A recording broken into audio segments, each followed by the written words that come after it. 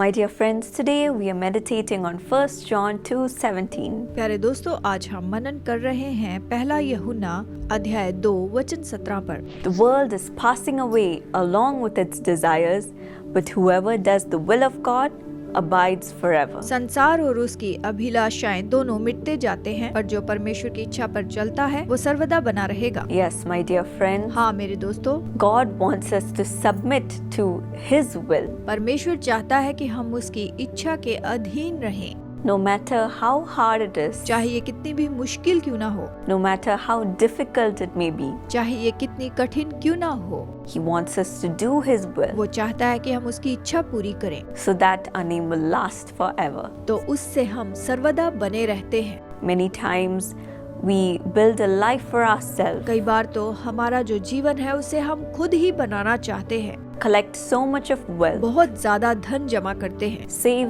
so much, work so hard to build up our name, build up our reputation, build up our career. बहुत बचाते हैं, बहुत मेहनत करते हैं कि अपना नाम, शोहरत, करियर बनाएं। But then we forget to listen to God's voice as to what He wants us to do in life. लेकिन हम परमेश्वर की आवाज सुनना भूल जाते हैं कि वो क्या चाहता है कि हम करें। Forget to obey God's commands. परमेश्वर की आज्ञाओं को मानना भूल जाते हैं At the end of our life, और अपने जीवन के अंतिम में when we go to heaven and face God, जब हम स्वर्ग में जाते हैं और परमेश्वर के सामने खड़े रहते हैं, we don't want Him to say, "Who are you? I don't know you." हम नहीं चाहते कि वो कहे कि तुम कौन हो, मैं तुम्हें नहीं जानता। Even though we have a great reputation in this world, हालांकि इस संसार में हमारा बड़ा नाम था, what does it profit if we don't know who God तो is? इससे क्या लाभ होगा यदि हम नहीं जानते कि परमेश्वर कौन है And God doesn't know us. और परमेश्वर हमें नहीं जानता। That's what the Bible says इसलिए तो बाइबल कहती है in Mark 8:36. मरकुस 8:36 में, For what will it profit a man if he gains the whole world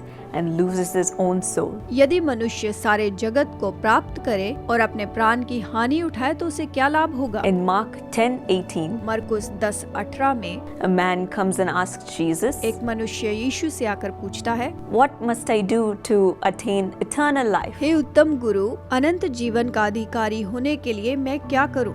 That's what we see in Mark 10:17. मरकुस 10:17 में हमने यही देखा, What must I do to inherit eternal life? अनंत जीवन का अधिकारी होने के लिए मैं क्या करूं। Jesus said, "You know the commandments. यीशु ने कहा, तू आज्ञाओं को जानता है, You shall not murder, you shall not commit adultery, you shall not steal, you shall not give false testimony, you shall not defraud, honor your father and mother." कि तू हत्या न करना, व्यभिचार न करना, तू चोरी न करना, झूठी गवाही न देना और तू छल न करना, अपने माता और पिता का आदर करना। And then the man said, "I've kept all of these commands since I was a little boy." तब उसने कहा कि हे गुरु, मैं तो इसे अपने लड़कपन से मानता आया हूँ। Then Jesus looked at him and said, तब यीशु ने उसकी ओर देखकर कहा, "One thing you lack. तुझ में एक बात की घटी है, Go and sell everything you have. जा जो कुछ तेरा है उसे बेचकर Give it to the poor, कंगालों को दे दे and you will have treasures in heaven. और तुझे स्वर्ग में धन मिलेगा, Then come and follow me." और आकर मेरे पीछे हो ले। The man's face fell. उस मनुष्य के चेहरे पर उदासी छा गई। He went away sad because he had great wealth. वो शोक करता हुआ चला गया क्योंकि वो धनी था। He wanted to keep his wealth, वो अपने धन को रखना चाहता था, not give it away to anybody.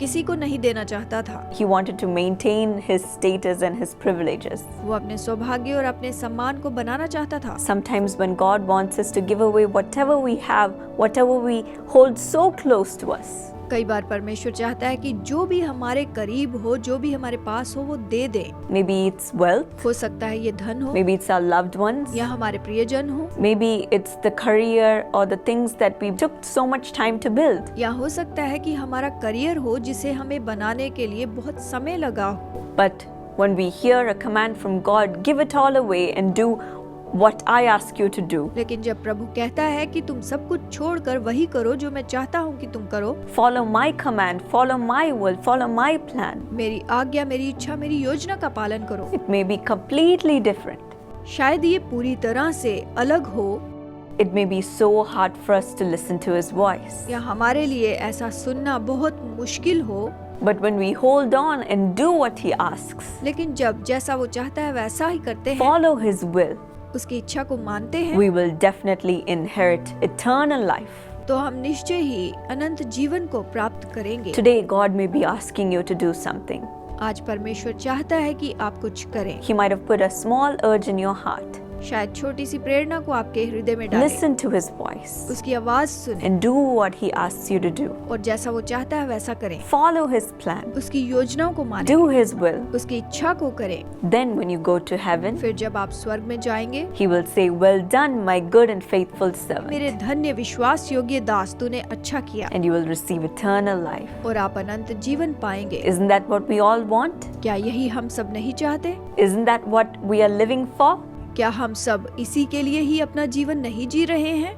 Today, let us submit to His will. आइए आज उसकी इच्छा के अधीन हो जाएं। All the things of the world, God will take care. संसार की सारी बातें परमेश्वर देख लेगा। He knows our desires. वो हमारी इच्छा जानता है। He will perfect everything according to His will. वो अपनी इच्छा के अनुसार सब कुछ सिद्ध करेगा। And He will guide us and care for us. वही हमारी अगुवाई करेगा और हमें संभालेगा। Shall we submit to His will today? तो आइए आज ही हम उसकी इच्छा के अधीन हो जाएं। Today, Lord, thank you that you are leading us so closely, धन्यवाद प्रभु, आज तू हमारे करीब से हमारी for अगुवाई करता speaking है। to us and telling us your will and your plan for our life. हमसे बात करके अपनी योजनाओं को बताता है। Help us to submit wholeheartedly, Lord. मदद करके हम पूरे दिल से तुझे समर्पित Obey हो your जाएं। commands, Lord. तेरी आज्ञाओं को माने। We don't want anything of this world, इस संसार का हमें कुछ नहीं चाहिए, but we want you. पर हम तुझे चाहते हैं। If we have you, we have everything. यदि तू हमारे पास है तो हमारे पास सब कुछ Help है। us to follow you, your commands and your will for our life, Lord. मदद करके हम तेरी इच्छाओं को और तेरी आज्ञाओं को अपने जीवन में माने। No matter how difficult the road may be, फर्क नहीं पड़ता कि चाहे कितना भी मार्ग कठिन no हो, matter how tempting the world may be, मायने नहीं रखता कि संसार कितनी परीक्षाएं ले। help us and give us the strength to follow you. मदद कर और शक्ति दे कि हम तेरे पीछे चलें Then we will have eternal life, Lord, और फिर हम उस अनंत जीवन को पाएं always having Jesus by our side. और हमेशा यीशु हमारी ओर रहे। Thank you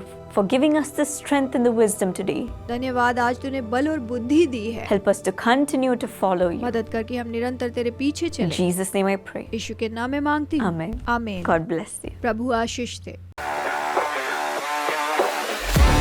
यू टर्न युवा महोत्सव रांची में दिसंबर 7 को सुबह 9 बजे से 5:30 बजे तक।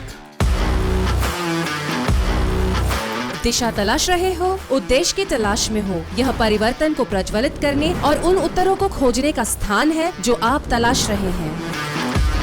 आपका भविष्य यहीं से शुरू होता है। इंतजार मत करो, आज रजिस्टर करें, कल परिवर्तित होइए। यू टर्न युवा महोत्सव नेतृत्व करेंगे सैमुअल दिनकरन, स्टेला रोमोला और डैनियल डेविडसन। पंजीकरण के लिए jesuscalls.org या uturn.in पर जाएं। दिए हुए नंबर पर संपर्क करें या QR कोड स्कैन करें। चूकिएगा मत।